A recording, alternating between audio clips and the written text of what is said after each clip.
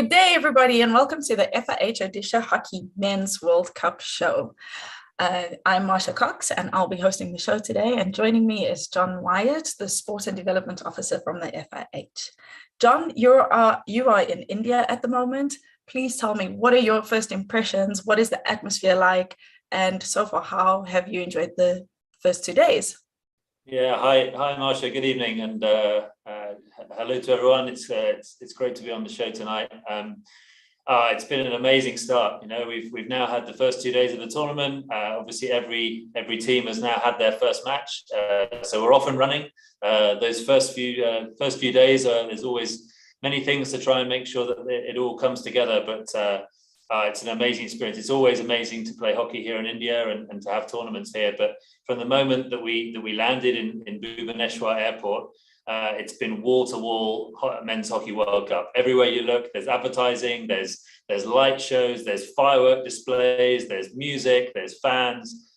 We've had great crowds in both of the venues. Honestly, it couldn't have started better. It's been a really, really great couple of days. Yeah, well, from afar, it really has been very impressive. Not only the opening ceremony as well, with some of the Indian superstars, from musicians to actors and actresses as well. So they've definitely put on a grand show for the spectators as well as the players.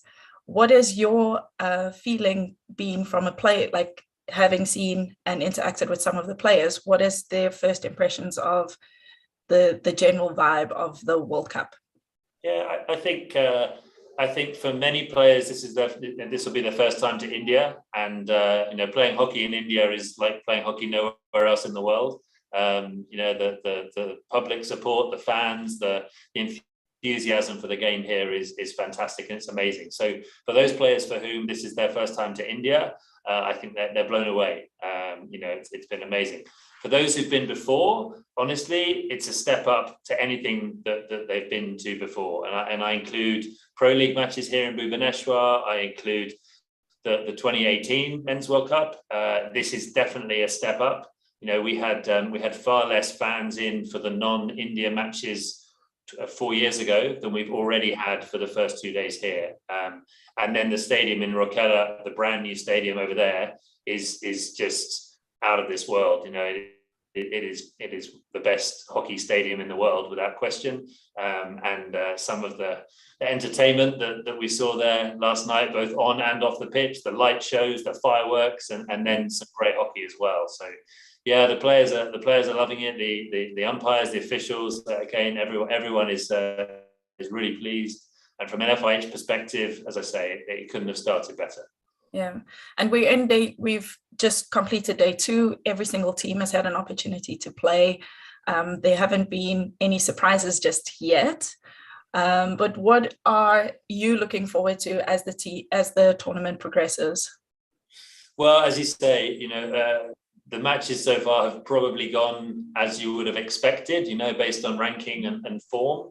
There's been a few close games. I thought South Africa, and I'm not just saying this because you're interviewing me, Marsha, I thought they played really well, and it was a very, very close game with Argentina. It was brilliant to see Chile make their World Cup debut and to score. Yes. And actually, of the 8 matches, they're the only losing team to have scored a goal. Every other losing team has not scored. So there's a little record for them. But it was great to have them here. I thought Wales did really well, particularly in the first half. They kept it really competitive with their old rivals, England. Yeah, ultimately, England kind of ran out winners. So yeah, there's been some great hockey already. I'm definitely expecting there to be some unexpected results at some point, and as the tournament progresses, as always, the matches will get more competitive, and we'll start to see, I'm sure, some really, really close games, and the excitement will increase. Yeah, indeed. And I think if you look at the split of the teams within the 4 pools, we know that it's going to be a catfight for that 3rd position and that opportunity to play in the quarterfinal. So I think looking at the teams at the moment, and indeed the results, a lot of the underdogs have definitely shown great performance. Even in this closing game with Germany and Japan, you've seen the losing teams definitely still create many goal scoring opportunities, taking the game to their opponents. Like you mentioned, Chile as well. It was also quite impressive to see that they had no fear. It didn't bother them that they were 2-0 down or 3-0 down. They came out and they continued to attempt to play some exciting hockey. So we know that that's going to be a catfight for that third position, I think, in every single pool. Yeah, I really agree, and I also think because of the format, the second v third crossover matches that happen after the pool stage, then clearly there's a catfight there for that third position between third and fourth. But actually, there's quite a big benefit to winning your pool and not having to play that extra risky game of that extra crossover. So there's a sort of real fight for the first and second, and then there's a real fight for third and fourth. So it keeps the pools really exciting all the way through to the final matches, I'm sure. Yeah, indeed. Have there been any players that have stood out for you so far? I mean, we've only seen one game from each team, but have there been any standout performances that you think, well, wow, it's really great to see this particular player start the tournament off well? Yeah, there's definitely been a few, some potentially that maybe we sort of expected, some sort of established superstars. Christopher Ruhr in that final game of the day. I mean, what a goal! We're celebrating the goal of the day each day, and the first day there were a few contenders. As soon as he put that second goal, it was like, well, there you go, there's the goal of the day. What a finish, And some real indoor hockey skills actually to finish that as his legs were taken away and he got the flick away and put it in the roof was fantastic. So yeah, some players like that you would sort of expect, but I mean, for me, the team that, I'm not just saying this because they won 8-0, but the team that were just unbelievably strong from the very start to the end of their match were Australia.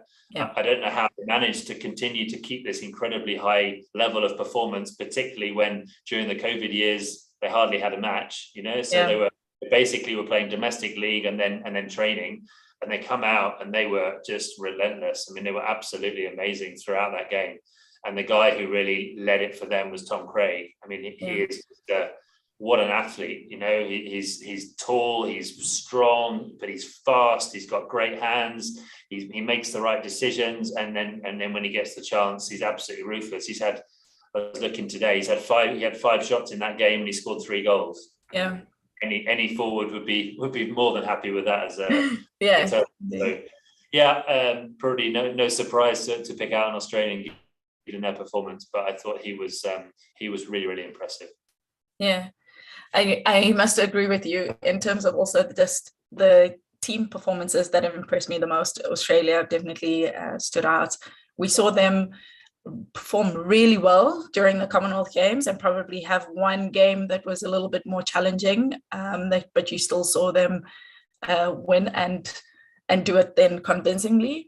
But they're definitely a team that I'm looking forward to see how they just also grow in the tournament, considering that they're one of the few teams with very little tournament experience right now, or international experience right now. So in the last 2 years. So I'm really looking forward to seeing how they grow and develop throughout the tournament as well. Yeah, absolutely. Yeah. John, I'm going to keep the show really short today because we're just at the start of the tournament and I'm looking forward to the tournament developing. You've got the trophy right next to you. Do you want to tell us something that you like about the trophy or what impresses you? Do you get goosebumps? Do you wish that you had held it in your hand as a player? Oh, cut me deep. Of course I do. Of course I would. It would have been amazing. There's a just outside the ground between the practice, the warm-up field and the main field here in Bhubaneswar.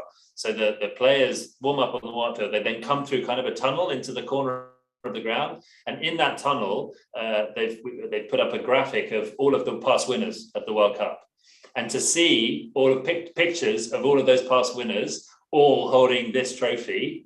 That's pretty special, and that goes back to the dark old ages when I even managed to play at a few World Cups. This was the trophy, and it's been the trophy for a long time. So it's got history, and it's got a lot of heritage. It's something that is very iconic within our game. It's a very unique it couldn't be any other sport with that hockey stick on the top of it. So it definitely says I'm the Hockey World Cup. So yeah, it's pretty special to be sat this close to it and to even touch it. Here we are in Bhubaneswar. Yeah, well, thank you so much for joining us. I'm sure that many of the players, as they walk through that tunnel, will dream of also picking up their trophy at the end of the tournament. Unfortunately, we'll only see one team do it, or fortunately, and I'm looking forward to seeing who that team is. We'll be having more shows throughout the World Cup, and we'll be discussing more things hockey and all the exciting highlights of the day, as well as players to look out for. Thank you very much for joining me. Thanks, Marsha. Cheers.